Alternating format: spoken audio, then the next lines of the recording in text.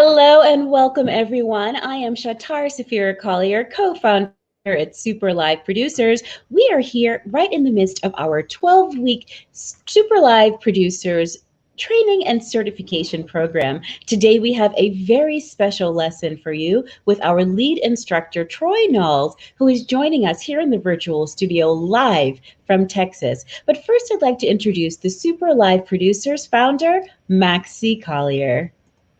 Good. Hi, What's up, dude? welcome. What's up? What's How up? are Thank you you? so much. I'm so happy we can actually finally get us all together in this virtual room this morning, even though this is going to be streaming this afternoon for the program. It's this journey of Super Live Producers started with the triumvirate of us right here. But it really goes back to the late 2000s when I met my cousin Troy Nalls. And now I know some folks may say, wait a minute, what you mean you met your cousin Troy? Yes, I was well into my 40s when I first met this dude right here, Troy Nalls, who we are the same age. We have sons that are similar ages, and we met in our 40s. And I'll let Troy tell a little. Well, actually, I have another recording with Troy telling the story because Troy's time is tight this morning. But after we met, we clicked, we exchanged some information, and we've been making and producing video and content since then, including live streaming content way back then on some of the earliest platforms. We launched a channel together called the African Film Club with the idea of aggregating films from African films from Ghana, Nigeria, Nollywood, and such in a streaming platform. Now, keep in mind, that was 12 years ago.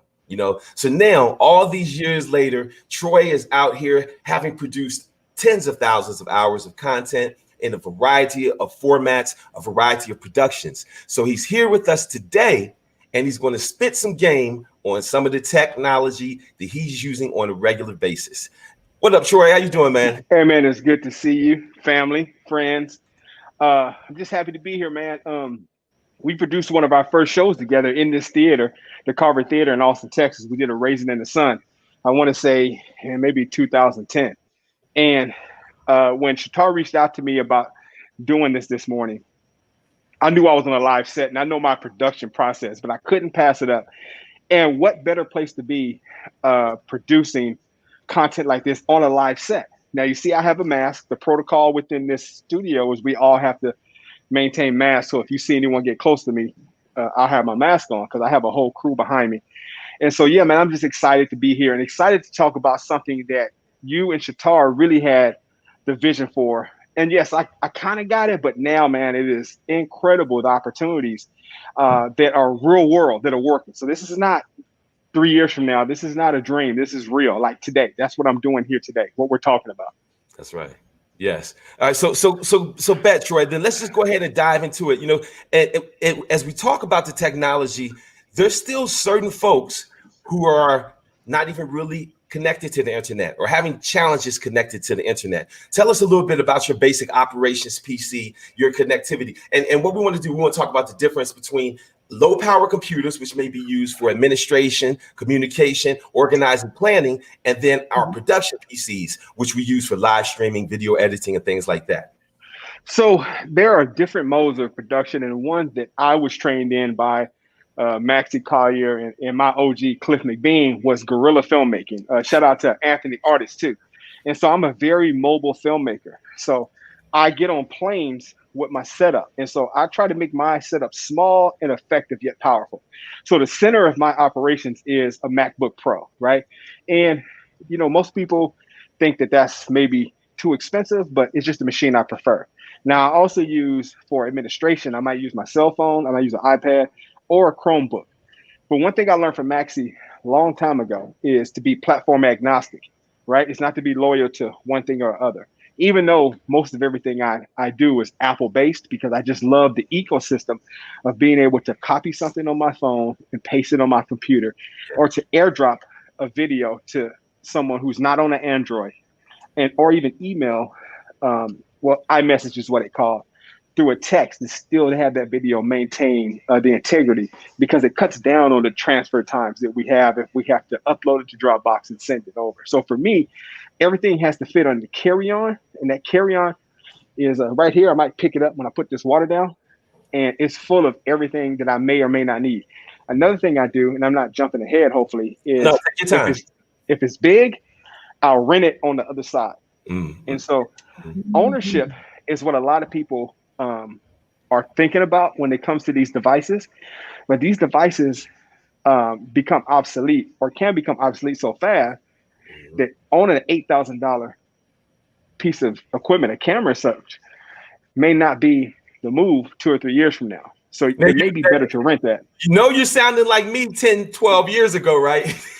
I know exactly what I'm sounding like. And that's the ironic thing, is these words are coming out of my mouth. I'm like, man, I sound like Maxie. Man, I sound like Maxie.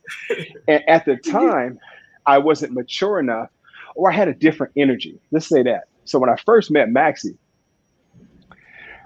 this is my son FaceTiming me. I'm going to tell him to text. Well, I can't because that camera's over there. So I'm in production, son. So you may want to text me, okay? Go ahead, son. This is what happens in real time. Go ahead, son. Tell me. Hey, you and that Dick Tracy watch, man. Go ahead and use that.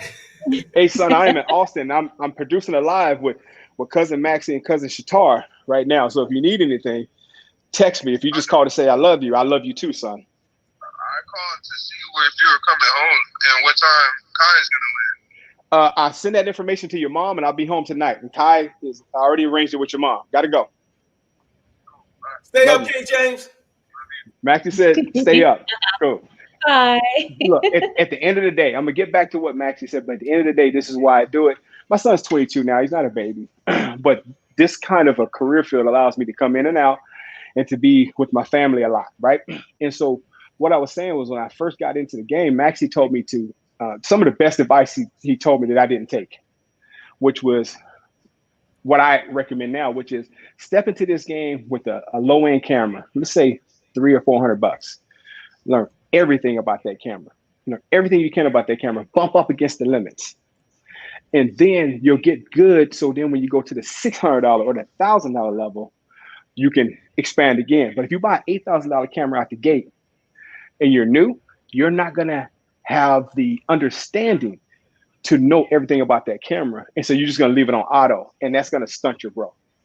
And at this point, we tell, since everyone has a camera in their mobile phone, we tell folks that if you're on a micro budget or on a low budget, if necessary, go ahead and start mastering your phone. Master the settings on your phone. There's going to be optimal settings, you know, for resolution and for data storage and other settings that you can put in specific situations that are going to improve the quality of your phone.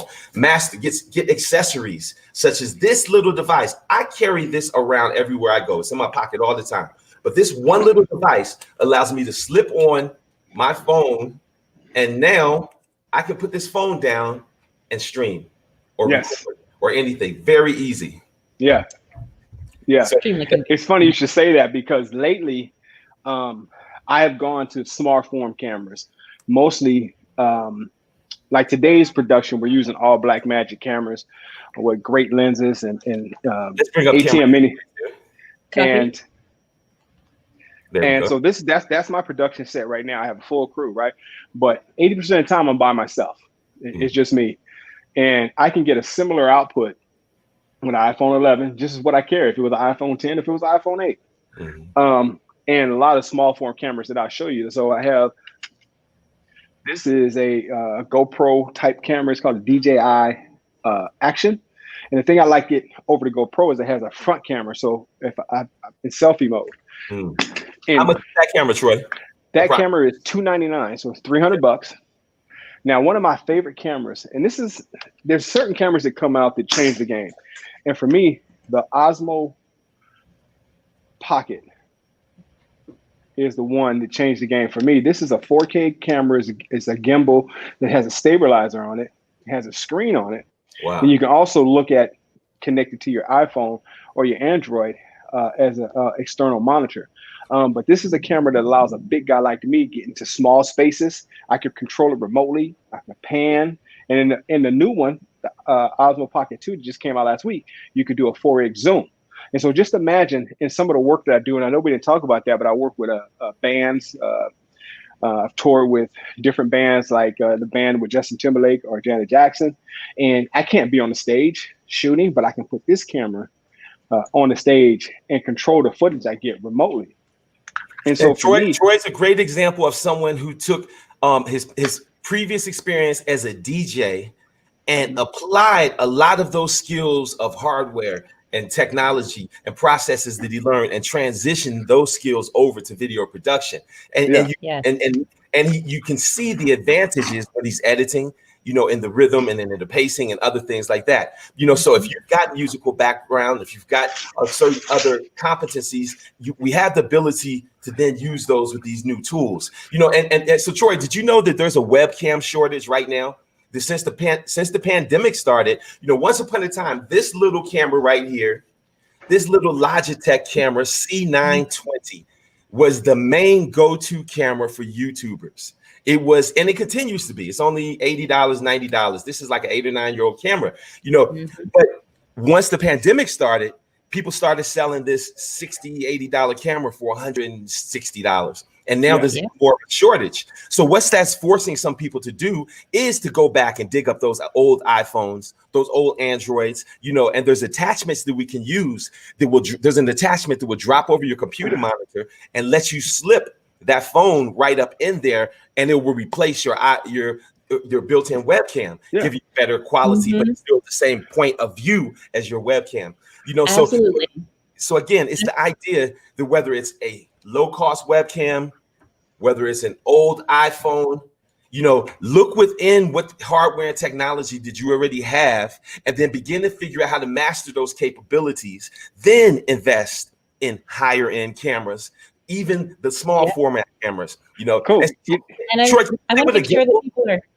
1 second, dear. Can you say what a gimbal does? Because you mentioned that real quick, and I want to explain. Okay, so like, you know, if you look at a video production and you see a shot that doesn't have a bounce but it's moving, the gimbal is a 3-axis gimbal that stabilizes the shot so it looks like it's floating. So just in the past, to get that type of shot, you had to lay down maybe some track and then have someone push somebody with a camera. And so what you're starting to see is these low-cost gimbals or even drones. Like to get a drone shot, I have a picture that I'll send you that I'll post. It was basically me in a bucket truck 100 feet up, because to get a drone shot, you need a helicopter, you needed permits. Now I have you get a sub $1,000 drone and get a shot from 400, 500, 600 feet up. So these low-cost drones have changed the game. And while I'm here, I want to talk about a couple of my other favorite tools. I'm looking here in my toolbox. And the good news is the prices have gone down. So I used to pay $700 for Sennheiser cordless mics. Now I have these Rode mics that Rode is known for mics. So basically, this here plugs into your camera. Then this here goes on the person. Like and Troy, can you hold it up again? Because it all that, and can you designate, is that the transmitter? Is that the mic? What is that component? This is the transmitter, and you can tell because it has the display on it. So I'm gonna turn it on. And so you plug this into the mic. It basically tells you how much battery you have. So I'm gonna turn on both of them. So it tells me, if you can see the bouncing audio, it's hearing it, right? Hearing it. And so when I look at this, because this is what's going to be with me on the camera, this is what's going to be on the person. So that is the actual mic itself, or the receiver? This is the mic that's on me. That's amazing. Look at that form. Compared to these lavalier mics and things, you know, with cords and cables that we have wires that we have to run down and hide behind things. You can just take a little brick like that with this Rode mic and put that, and it's picking up exceptional quality and transmitting it wirelessly to your camera. Let me show off a little bit else. So what was happening is I was doing weddings and I was miking up the bride, and the bride never wears a black dress, right? So you don't want to put black on the bride, but these are so low cost. So my Sennheiser mics were $700, the cordless mics. I've had some that were $400. These are $200, and got white ones too. Fantastic. So white ones. So that's a favorite tool of mine. And what I've gone to do is I might use this as a lav mic, but I also use it as a DJ mic. And so can you just clip it? You just clip it inside. You just clip it. You just clip it on. inside. I just clip it on, and then it also allows you right here to put on a lav mic if you want to have the traditional lav. Now, Nice. here's another favorite tool of mine. You can't leave home without these. Okay, these are battery chargers. Look like phones, but this battery charger basically has the both USB Yes. A and C. Then it has a charger for the iPhone. Then it has a charger for the Android and USB-C. Yeah. So these are power Excellent. banks. These are power banks. Did you charge up in advance or give you hours of battery and charging power on the road? Yes. You see, that one's full, and this one's full, because what's not consistent on the road is power outlets. And all of these devices, especially if you're using iPhones, they run out of battery. They run out of battery within what, an hour? And so you may have a 2-hour day. You don't have to hide. This is live.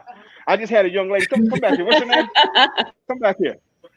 Go ahead and tell me your name and tell me what you're doing here. My name is Cicely Kalila, and I'm the specialist in charge of the theater and rentals and reservations and our residency program, our access program here at the chiropractor. So what she did was she got these young knees. So when she came around the camera, she got so low. You see how you can see her? She got all the way. She went all the way around. That's what pros do. She's a dancer, but she understood a couple things I want to point out. That this, I haven't met her and she's on the staff, but she did something automatically, right? She knew what the line was. She went around the line, and then she wore production black. No one had to tell her that. Yes, she just knew that. Exactly. Working with pros. The advantage of working with pros. Yeah, Absolutely. working with pros is a wonderful thing. Okay, so Troy, in terms of cameras, okay, so what other cameras? I know you've had plenty over the years. If someone, and let's talk maybe about under 500, under 1,000, and then under 5,000. You know, what are some of your camera recommendations? Okay, so I'm going through a real shift in the way I think about these production tools, because right now I'm on a set with all Blackmagic cameras, and I think the body of those are like less than $2,000, and the lens, so you can get a good, fully equipped camera for about maybe $4,000. Now, the thing about it, there is a learning curve, right? And the gift and the curse is that, like, the newer DSLR cameras and the point and shoot cameras and the cell phones, it pretty much does all the work for you.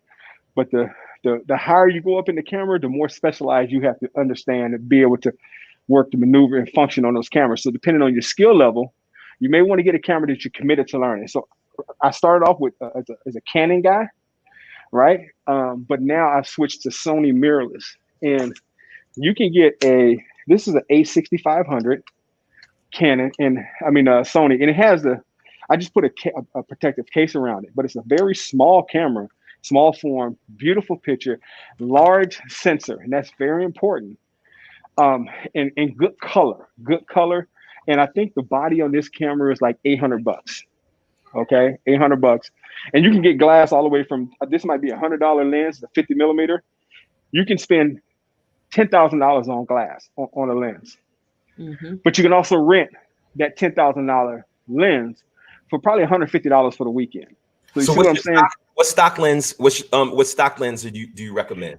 I'm a big fan, since I shoot more documentary type stuff. I'm a big fan of a prime 50 millimeter lens, meaning it doesn't zoom. And 50 millimeter is like a medium shot. It's not wide, but it's not close, because if I shoot with my 4K sensor, which this has 4K, I can crop without losing the quality.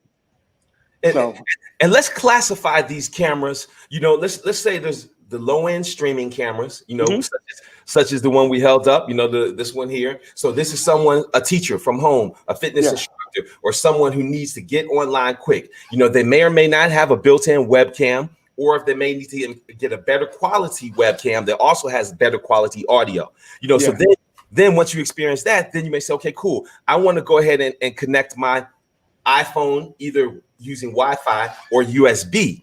In the lab, we'll show people some of the software that's necessary to download in order to use your iPhone with some of your Mac or your PCs and things. So now let's call those low-end streaming. Yes. Higher end streaming.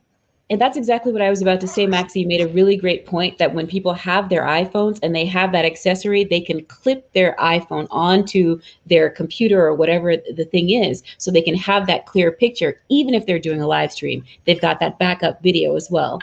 And in some cases, we're rolling multiple cameras. If we have a quality built-in one, we use that one and then use the second angle. And now you're able to stream out to Instagram, dealing with their parameters. So, for example, we're encouraging a lot of people, if you were doing productions like this where we have multiple cameras and multiple feeds, we may say, go to Instagram on this other camera and say, hey, folks, we're about to do a live production. Go over and visit superliveproducers.com/live. So this may be a PR device. This may be a communication device. So then after our live streaming low-end cameras, our live streaming higher-end cameras, let's call the other our cinema cameras. Our cinema cameras are the ones where we're now aiming for the most cinematic pictures. We're aiming for amazing depth of field and color reproduction. And so that's what Troy's been a master of, the cinema cameras over these recent years. So Troy, if you were going to buy one camera right now for less than $1,000, what will be your recommendation? How much is an iPhone? Yes. Get that Troy for $100. Yeah, I'm thinking about buying another iPhone unactivated. Yes. Because of the just the sensor on it is beautiful. The settings, whether it's 4K, 30 or 60, the wide angle, and this is before you even add an accessory or a lens. I am a big fan of the iPhone. It's always with you, and it allows you to create. The thing I like about this new technology is it allows your vision to go forward, unencumbered by the technology. So many times when we first started, the tech was the gap between creating something that was in your mind and putting it in real life. And now you can try it with your phone. And so I would recommend any smartphone, whether it's a Galaxy or iPhone, a high-end smartphone, it'd be the camera I would get, right? And let me tell you why. Let me tell you a couple of things. Now, if I can be just completely brutal and frank, when a person first gets into this game, they will ask you this question: what are you shooting with? And they're expecting you to say Blackmagic, Red, Alexa, Ari, whatever. The cinema camera. And basically it comes to, it's like the short man's complex. It's like the bigger or the better camera I can get, I can stun on my homies, right? And there's been several times where I'd show up on a set with, like I shot the Black Dallas Ballet last week, and I used 7 cameras, none of them over $1,000. Okay, I used 2 iPhone 8s. I used a DJI Action, which is the GoPro type. I used 2 Osmo Pockets, and I used a drone. And what else did I use on that shoot? And the Sony A6500, which I like the A6400 right now because it doesn't have the 20-minute limit of what you can record. Okay, so now at the same time, the difficulty is this: when you're first starting out, you cannot show up to a client with an iPhone and still get $1,000 or $1,500, okay, for a project. So there's been projects when I first started off, I bring up all my old big cameras, set it up, and then I will break out the Osmo or the A6400, A6500, and produce it with the smaller form cameras, okay? Because perception is reality, and people are looking for shoulder mounts, they're looking for lighting, looking for all this stuff, right? But if you're producing for yourself, if you have a smartphone, and most people have smartphones, we're not using flip phones anymore, don't let your lack of budget or even understanding stop you from producing, because the image quality to me is the least important part of the video. The audio is the most important. The storyline is 1A and 1B. And so how do you craft a story? And if you can do that, stop focusing on what Troy did, which is went out and bought an $8,000 camera, and I haven't been producing videos 3 weeks. You know what I'm saying? But I had $8,000. But you knew how to monetize that camera, and you earned back that loot pretty quickly. Well, for me, Maxie, for me, and people like Maxie invest in a lot of people. And what happened, if you have a personal relationship with Maxie, if you're not investing in yourself, he's going to stop as well. That's why I love this course, because the people who paid to be here, he knew that they were investing in themselves. And since we were 40-year-olds who had just met with family members, and he was a disgruntled Hollywood filmmaker, he had to see my level of commitment to even just keep talking to me. Because if he would just be honest, it wasn't Maxie who sought me out. I sought out his sister Lamoya, and then she introduced us. And then he was like, "Man, I don't want to talk about this, you know, blah blah blah." And then when I came back with the shoulder mount, he was like, "Oh, you serious?" I'm like, "Yeah, man, let's go." And sometimes when you're being mentored by someone who's your age, they got to see your commitment, especially if they've been through so many things. Because a lot of people will call me and say, "Hey, can you do this? Can we do this?" And I'll start investing in them, and then I'll look up and they're not interacting, they're not implementing what I gave them, then I'll stop. Yes.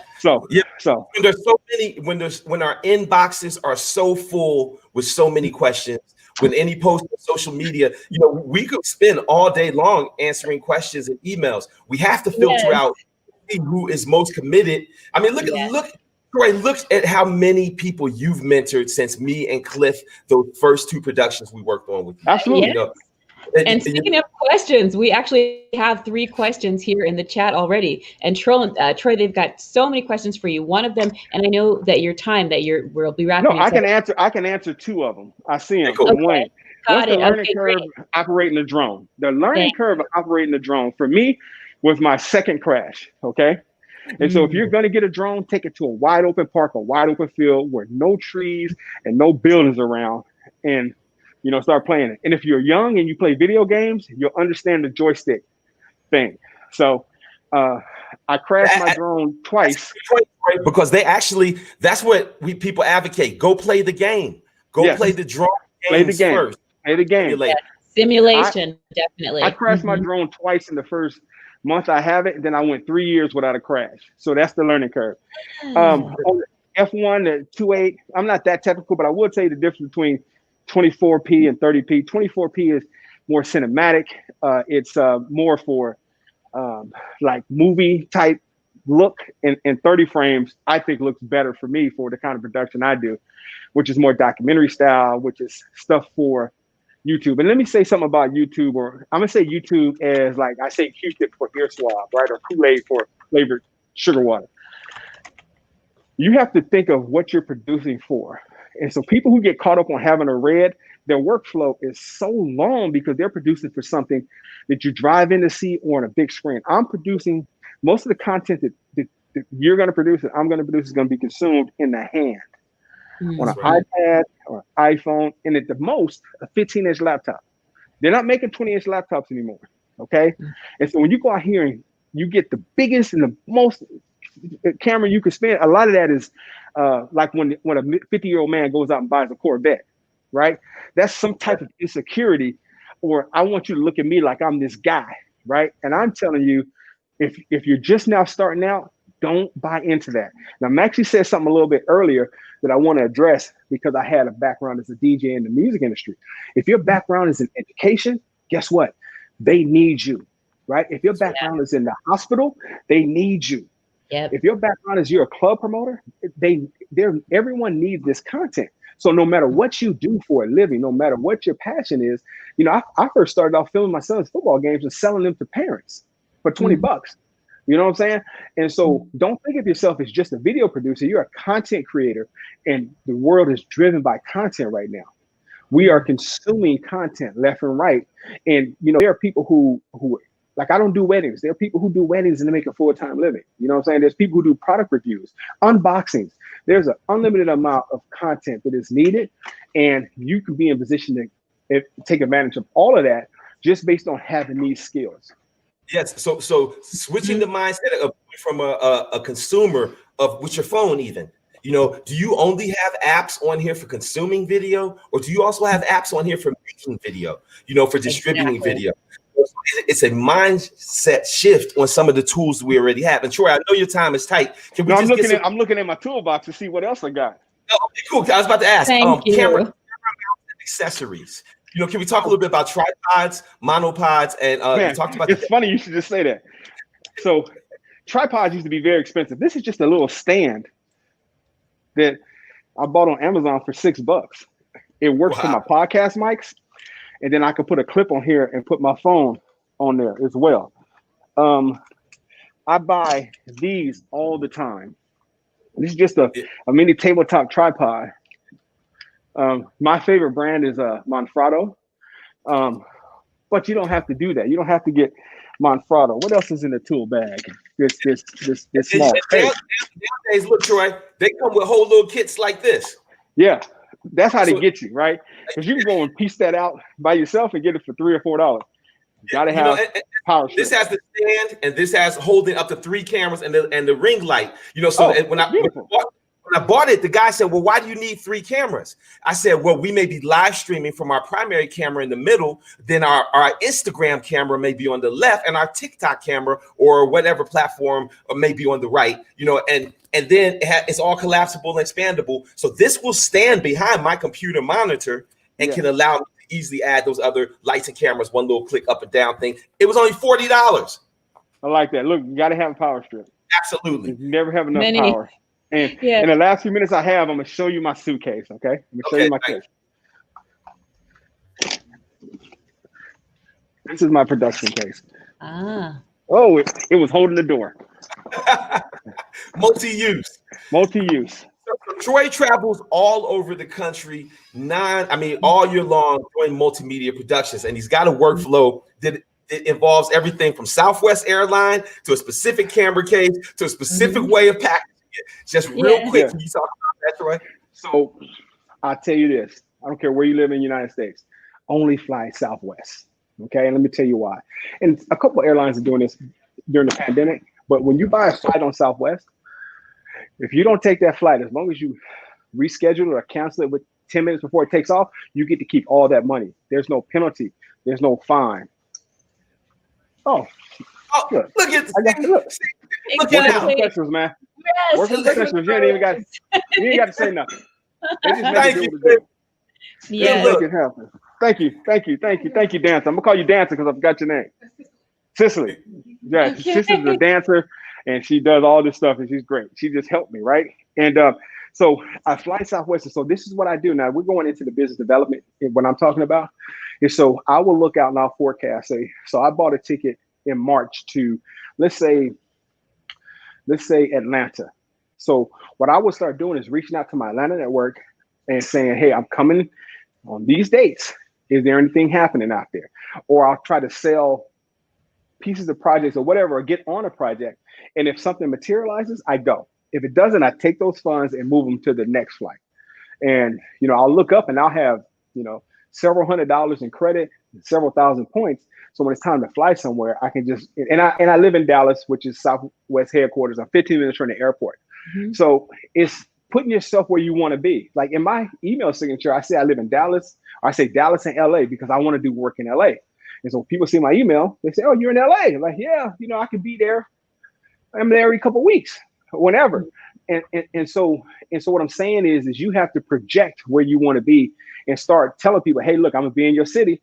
You got any projects we're working on? And that's all about relationships, but I've already planned to be there. Like I'm going to Los Angeles, November 16th through the 19th for the Soul Train Awards, right? And so I will start planting seeds for that to see if there's anything else that I can do while I'm out there, any other relationship, anyone's gig I can get on, a gig I can watch. I don't have to be necessarily be working. And so that's my workflow on how to get where I'm going and pre-pandemic while I was on the road every month. So I have just 3 quick questions. Mm-hmm. Lights. Go for it. Lights. What are you? I'm gonna grab some lights. All right, cool. And then I'm gonna ask you about cables. Yeah. Mm-hmm. So these lights I got on Amazon for like $40 a piece, battery operated, and they also have adapter. And I have 3 of these. So that's my basic 3 light pointing kit. Now cables, I bought cheap cables on Amazon and they fail. They will fail, and they're gonna fail right when you need them. So if you're gonna get the $3 XLR or $3 1/8 or quarter inch, buy a pack of 10, right? Because 4 of them are gonna fail. And so what I just come to realization, I'm gonna buy my cables from reputable places like Guitar Center or B&H Photo. Mm-hmm. And I'm not going to buy them from Amazon unless it comes from Guitar Center, Sam Ash, or somewhere. And so the cables that I have, the XLR, that's the 3-pin that I use for audio, when those fail, they fell at a fast rate compared to the cable I paid $20 for. It might last 3 years. So then we start getting into what I call total cost of ownership. Of course, I can buy more inexpensive cables, but you got to know, I drive a 17-year-old Toyota Sequoia, and my mechanic said he's never had to rebuild an engine on a Sequoia. Okay. And so I buy only Toyota, Lexus, and Hondas. Now, I used to drive BMWs, but when they break big. And I treat cameras the same way in my accessories, because the cameras are pretty solid. They're made by big companies. They're going to stand behind them. But the cables, if you're not buying them from B&H Photo or Guitar Center, and they're not 20 up to $100, they're probably going to fail. Make sure you have the right speed cable for the right device. So if you're trying to use a USB 3 device, but you have a USB 1 or 2, that's when it's going to fail all the time and create all sorts of problems for you. Let me tell you something else. I have switched to solid state drives. Okay, a solid state hard drive does not fail 99% of the time. The Western Digital or the other brands that are cheap to have moving parts, just like my knees, they fail, right? And what happens is, if you don't touch that hard drive for 5 or 6 or 7 years, the connectors go obsolete, and it's like an old Chevy. It don't work no more. And I've lost content like that. So the workflow that I miss tapes, because at least you could transfer them and then put the tapes up, and they last 10 years or 15 years. Archive. But the hard drive, they cost more, right? And stop using what they call class 10 SD cards. Get the high-speed SD cards, because the amount of content you shoot, these gigs and gigs and gigs, the transfer times. Like, I was working with a young man who had the cheap cards. I said, if a media card is 16 gigs or 32 gigs, there's only $10, get the one that's $20, because it's going to cut your transfer time, not in half, but by a factor of 4. So when you're shooting stuff from 7 cameras like I might do, it might take you 5 hours to get all that content on a hard drive on cheap drive. But if you have high-speed drives, SD cards that are high-speed, video 4K rated, and solid state, what that's going to do is take something that was 5 hours and compress it to an hour. So it's a difference between dial-up and high-speed internet. No one wants dial-up anymore, right? We're not using 56K. You know what I'm saying? And so you got to get high-speed devices if you're going to do this for a living. And every step along the way. And so we're about to wrap up. This is the camera that we're going to be focusing on here in our training program, the Sony ZV-1. For us, this is a great balance of a camera that offers fantastic streaming capabilities, but it's also wonderful cinema, and it's less than $700-800, but the capabilities are amazing. So over the next few weeks, we're going to be showing folks how to use this as we use it in our productions as well, because there's all sorts of hacks, tips, and techniques. Troy, thank you, man. Hope you guys have a great production there. Thank you. I want to have the last word. Please do. I live in the South, so like in church, you got to have that last word. But I'll tell you, not because I'm related to Max and Shatar, not because we're business partners, not because we're friends, but this is an amazing, amazing course, because this is what we've needed to create talent. One of the problems that we've always had is we didn't have crew. Now, you see all this crew that's been around here helping me. I didn't train them, but they were trained somewhere. And so I didn't have to even talk about the stuff that I needed. I asked for water, and one of the guys came and gave me water. And so now you can learn this where it was not a place really to find it together. You had to have a relationship with me or have a relationship with Maxie. And then we had to be in the mood to talk to you. And I'm not being arrogant at all, but it's like a lot of times when we're trying to teach people, they just want to go straight to the Spike Lee level when there's really a lot of learning. And this is a good repository that's going to be deep, because Maxie's a teacher. I'm more of I make a horrible coach, like Michael Jordan, like Magic Johnson, great basketball player, horrible coach, because a lot of this stuff, I've been immersed in it for so many years. The questions that Max and Shatar are asking me, when I answer it and it's a good answer, I hadn't thought about that because I live this. I do this every day. I do this for a living. I do it without thinking about it. I'm able to produce this show and be part of this show. And I got a full set going on behind me with 8 people. And I don't feel rushed at all. I'm here longer than I said I was going to be because I'm confident in what I do. But to have people who are available to us that we can train, that we can send out, and not only that, can go out and create income and opportunities for themselves, because we can't have it all. So I'm super excited about this program. Man, matter of fact, I've been begging Max and Shatar to put me on, and when they told me they're gonna put me on at the time that was my call time, at first I said no, and then I doubled back and said yes, please, let's go. It's perfect. It's perfect, bro. Yes. Man, we appreciate everything you do. And, Troy will be appearing all through the program. He's available in the community. But now this is just a conversation with Troy from the technology side. He delved into his business development side a little bit, but once we get further in the program, we're going to immerse into that, because as freelancers, as business owners, as entrepreneurs, there's a whole bunch of game that we have to learn and exchange with each other. I am not a video producer. There are questions I can't answer. What I am is a person who knows how to monetize a gift. And I'm telling you, it has very little to do with the good video I produce and more with the business development side, because your client is going to need you to produce a video, right? But they're going to also need the help in making sure that video reaches the people it reaches. And how do you do that? And that's what I'm going to be talking about. Because he's a businessman. Yes. All right, bro. Thank you for everything. We appreciate the time. Thank you. You will be able to see the end result of what Troy created here as well at the Super Live Producers, and hopefully many other ways will help get this content out far and wide. You're watching superliveproducers.com. I'm Maxie Collier. My wife, I'm Shatar Safira Collier. And I'm OG Troy Nalls.